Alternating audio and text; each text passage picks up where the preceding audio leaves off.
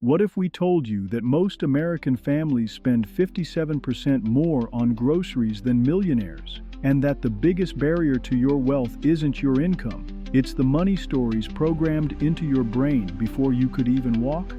Today, we're diving deep into the psychology of money with insights from the largest study of millionaires ever conducted, and we're about to shatter everything you thought you knew about building wealth. Here's a fact that will blow your mind. The average millionaire spends just $412 per month on groceries, while the average American family spends $647. That's not a typo. Millionaires are spending 57% less on something as basic as food. But here's what's even more shocking. 36% of millionaires spend less than $300 per month on groceries, and they're using coupons just like everyone else. This data comes from the largest study of millionaires ever conducted, 10,000 real millionaires surveyed by financial researchers. And what they found completely destroys the stereotype of wealthy people living lavishly. The truth is, millionaires are frugal. They save diligently. They delay gratification. While we're out here thinking we need to spend money to look successful, actual millionaires are quietly building wealth by spending less than we do. But here's where it gets really interesting. Financial psychologists have discovered that our relationship with money is largely determined before we're even old enough to understand what money is. Every experience you had with money as a child, watching your parents fight about bills, hearing, "We can't afford that," or seeing money used as a weapon or reward, all of that gets hardwired into your brain. These early childhood money experiences create what researchers call money scripts, unconscious beliefs that drive our financial behaviors as adults. If you grew up hearing, "Money doesn't grow on trees," or "Rich people are greedy," those scripts are still running in the background, sabotaging your wealth-building efforts without you even realizing it. The scary part? Most of us are completely unaware that these childhood programs are controlling our financial decisions. We think we're making rational choices, but we're actually operating from emotional patterns that were set decades ago. This brings us to one of the most important discoveries in financial psychology. Money trauma is inherited across generations. Just like physical traits get passed down through families, so do scarcity and abundance mindsets. If your grandparents lived through the Great Depression, that fear of not having enough can still be affecting your money decisions today, even if you've never experienced real financial hardship. Researchers call this generational financial trauma, and it shows up in different ways. Some people become extreme savers, hoarding money out of fear. Others become compulsive spenders, trying to prove they're not poor. Some develop what's called financial enmeshment, where money becomes tangled up with love, control, and self-worth. The good news is that once we understand these patterns, we can break them.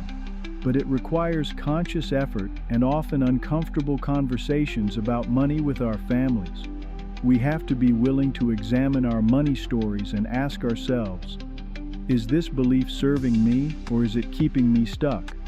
So what separates millionaires from everyone else? It's not luck, inheritance, or even income level. It's psychology. Millionaires have developed what researchers call financial flexibility and an internal locus of control. Let us break that down. Financial flexibility means they can adapt their spending and saving based on their goals, not their emotions. When they see something they want, they don't automatically buy it. They ask themselves, "What am I giving up to make this purchase?" This is called opportunity cost thinking, and it's how millionaires make decisions. Internal locus of control means they believe their financial success is primarily determined by their own actions, not external circumstances. While most people blame the economy, their boss, or bad luck for their financial problems, millionaires focus on what they can control: their spending, saving, and investing habits. This mindset difference is huge. When you believe you have control over your financial future, you make different choices. You invest in yourself. You delay gratification. You think long-term instead of seeking immediate pleasure. But here's where most people go wrong. In our instant gratification culture, We're constantly bombarded with get-rich-quick schemes and promises of easy money. Day trading, cryptocurrency speculation, multi-level marketing. These aren't wealth-building strategies. They're psychological traps that actually rewire your brain for failure. When you chase quick money, you're training your brain to seek immediate rewards instead of building the patience and discipline required for real wealth building. Every time you buy a lottery ticket or make a speculative trade, you're reinforcing the belief that wealth comes from luck rather than consistent, disciplined action. The research is clear. Excessive trading and get-rich-quick schemes are among the most damaging financial mistakes people make. They don't just lose money, they lose the mindset necessary for building wealth. Real millionaires understand that wealth building is boring, it's consistent, it's disciplined, and it takes time. So how do we develop this millionaire mindset? It starts with building financial flexibility.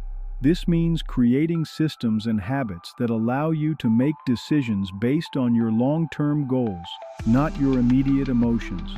First, we need to develop awareness of our money triggers. What situations make you want to spend impulsively? Stress, boredom, social pressure?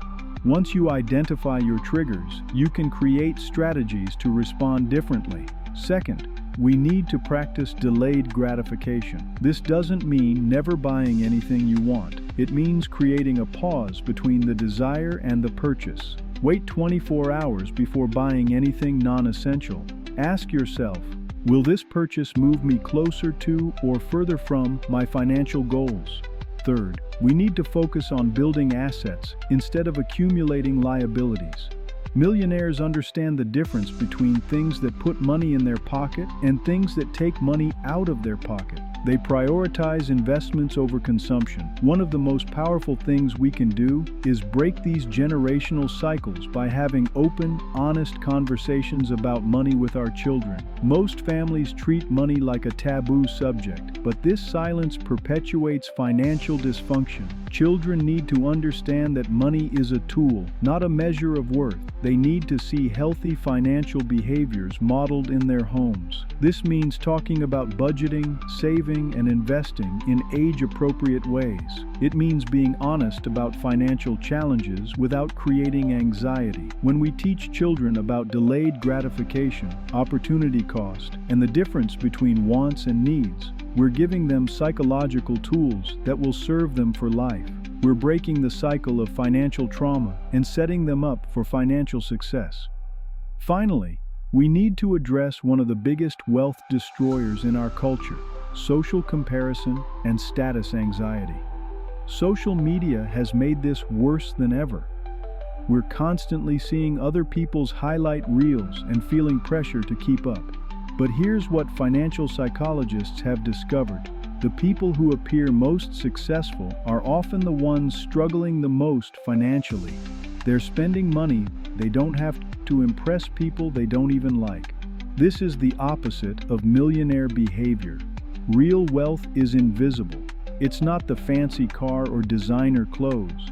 It's the growing investment account, the paid-off mortgage, the emergency fund that provides peace of mind. Millionaires understand that true wealth is freedom, not stuff. So here's your action plan. First, examine your money scripts. What beliefs about money did you inherit from your childhood? Are they serving you or sabotaging you? Second, start practicing millionaire habits. Track your spending. Use coupons. Delay gratification. Think in terms of opportunity cost. Focus on building assets instead of accumulating stuff. Third, have honest conversations about money with your family. Break the cycle of financial silence and shame. And finally, remember that building wealth is a psychological game as much as it is a financial one. Master your mind, and the money will follow. If this video opened your eyes to the hidden psychology of wealth building, make sure to subscribe for more evidence-based financial insights that go beyond basic budgeting tips. We're here to help you build not just wealth, but the mindset that creates lasting financial success. Thanks for watching this video, and remember to build you. Do build wealth. It's never too late.